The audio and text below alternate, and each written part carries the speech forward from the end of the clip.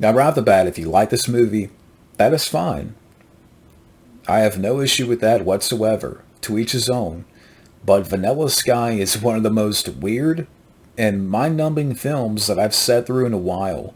And this is coming from a guy, I like Tom Cruise. I like quite a few of his films. And I know people are going to say, well, what about his Scientology? I tend to focus more on his work because I love Top Gun. I love Days of Thunder. I love A Few Good Men. Great movie. Uh, I haven't seen every Mission Impossible film, but, Collateral is one of my favorites. And there's some other films that I still have to check out, but for the most part, and the new Top Gun movie, really enjoyed that. And so again, there's still some other ones that I haven't seen yet, but that I like Tom Cruise for the most part. But this movie is the epitome of a film that likes the smell of its own farts. And in this case, vanilla farts. So the plot here, I'll just get that out of the way before we get into some other stuff here because, even like I watched this movie last weekend and right off the bat, it's like a 2.5 hour movie or close to it. But I'll just give you the plot real quick. You have Tom Cruise in the movie. He's this womanizing playboy character, and he finds romantic redemption when he falls in love with Penelope Cruz in the film, who's his best friend's girlfriend. You have Cameron Diaz in the film, who plays his character Julie. Penelope Cruz is Sophia. And before his relationship begins, well, he gets into a car driven by his ex-lover, Cameron Diaz. She turns out to be suicidal. She drives the car off of a bridge. Julie kills herself, and it horribly disfigures David. And so he has reconstructive surgery in the film, and he's trying to get the loving support of Penelope Cruz, throughout the movie, and it seems to reverse his luck. And soon enough, you have these eerie incidents that make him question his reality and his existence. And you have Kurt Russell in the film, who's this doctor or, a psychiatrist, and he's interviewing Tom Cruise, while Tom Cruise is wearing this mask to cover up his, disfigured face. And again, he starts to, question reality. What is real? What is a dream? Or, and whatnot. And that's kind of the plot here to the movie. And again, this movie, like I can't even tell you after watching it, what was this movie about? What was the point of this movie? And the film, okay, before I really, rant away here a little bit, the film is directed by Cameron Crowe, who, of course, I know he directed. Give me some movies he directed. Well, of course, he wrote the movie. He wrote Jerry Maguire. And I'm trying to... Okay, so the movies he directed. I know he directed a few movies. Well, he, of course, directed Jerry Maguire, Almost Famous. Later on, directing We Bought a Zoo. And he, again, wrote Say Anything from back in the day. The screenplay for Fast Times at Ridgemont High. But, yeah, so Cameron Crowe directed it. And, again, I can't really tell you what this movie... Like, even I'm watching it, and I'm like, what is going on here? And going back for a second, the movie's not 2.5 hours. It's 2 hours and 15 minutes. But this movie is such a bore. And again, I like Tom Cruise. And I'm one of the few. I'm one of the few that likes Tom Cruise. I'm not saying he's awful here in the movie, or any of the actors do an awful job. Like Cameron Diaz, I like as an actress. Penelope Cruz, I don't mind. I love Kurt Russell. And it's interesting to see Tom Cruise and Kurt Russell, share some scenes. But I'm like, there's a lot of pontification here, throughout the story, where he's questioning what is real, what is a dream. And I know for people that like the movie, they're going to try to explain it down below, and oh, you just don't get it. You didn't pay attention. You're just a dunce.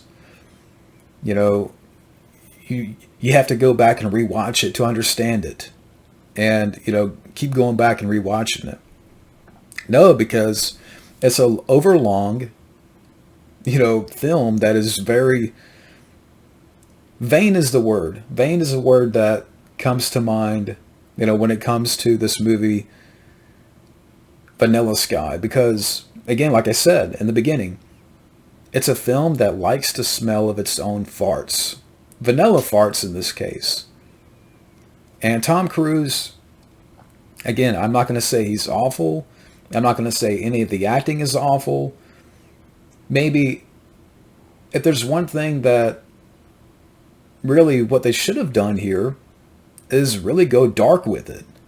Like some of the scenes between Tom Cruise and Kurt Russell, if there's anything that is positive here, I would say those scenes are the interesting parts of the film.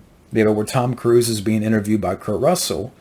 And I'm like, okay, I can see this stuff. These scenes work for me because I like these two actors. And it's cool to see them, exchange dialogue and stuff. But I'm like, man, what if this movie went more in a darker territory? Where Tom Cruise, is like a killer or like a Hannibal Lecter type. And Kurt Russell is trying to solve these crimes. And, Tom Cruise, again, is a killer type, kind of like a Hannibal. And Kurt Russell is trying to, that's what, those things I'd rather think about than what this movie was giving me, what this movie was offering. Because I was watching those scenes between Cruise and Russell, and I'm like, man, I could see something here that would work in a better movie. Not this movie, not this story, about a self-indulgent character, that is a womanizer and, gets wrapped up in these romances.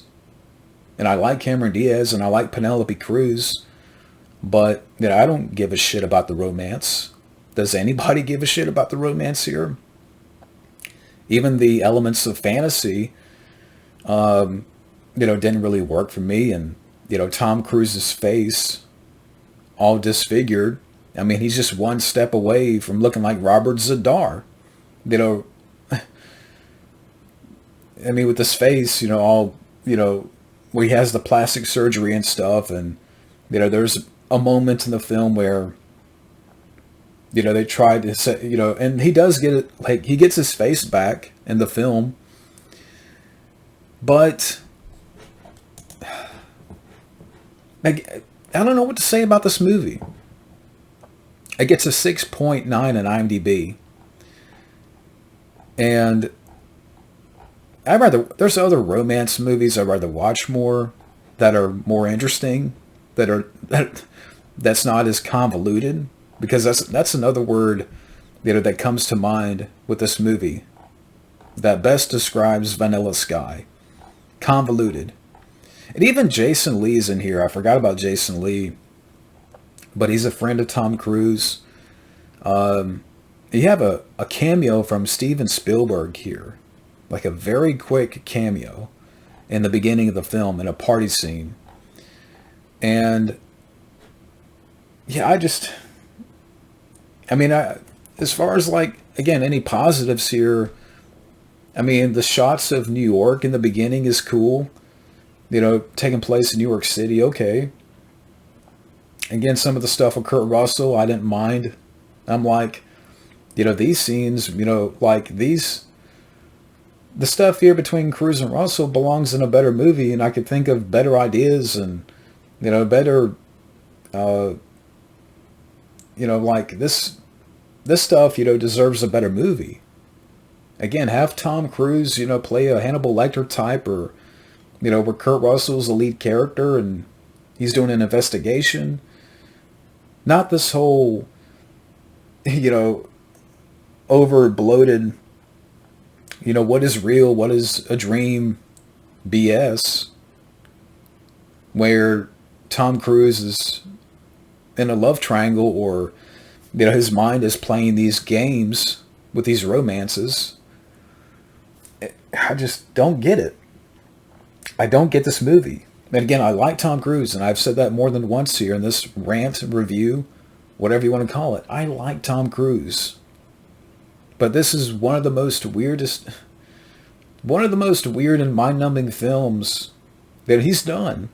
And maybe, I think because, too, I haven't seen, I didn't know what this film was about going in. But movies like this, I haven't sat through in a while, and it's just pretentious. This movie is pretentious. Pretentious is what I would sum up this movie. That is the perfect word to sum up Vanilla Sky. It is a pretentious movie. If people like it, look, I'm not going to argue with you. I'm not going to take an issue with you, or I won't understand it. And I don't get it. And yeah, this is definitely not something I would rewatch. And again, I'm not going to say the acting is awful here. That's not the issue, but it's just overall, it's a pretentious movie that tries so hard to even again, after watching it, I can't explain to you what happens. Can anybody explain what really happens here? For people that like the movie, they'll try to explain, but again, I just pretentiousness. Pretentious. That is what I can sum up this movie as. And this is for NeoPunk. I'm sorry, NeoPunk. Thank you for the request. If you like the movie, that's fine. After I watch this movie, I'm like, I have to watch something else because I feel like my brain is melted away. But anyways, I'm just gonna keep repeating stuff at this point. But thank you for the request, NeoPunk. Again, if you like it, that's fine. And if others like it, fine. But Vanilla Sky is not for me. And I would never watch this movie again. That's for sure. This is what I'm about to say here might be controversial, but I'd rather watch the Mummy reboot with Tom Cruise than watch this movie again, because at least stuff happens. At least you have Russell Crowe and Tom Cruise get into a little, fight in the movie. And again, I know that's going to be controversial, but more stuff happens in that crummy ass movie than this movie. So yeah, that's my hot take to end this review on. But thank you for the request, NeoPunk. Yeah, Vanilla Sky. Just not for me, and will never again. But thank you for watching, and take care.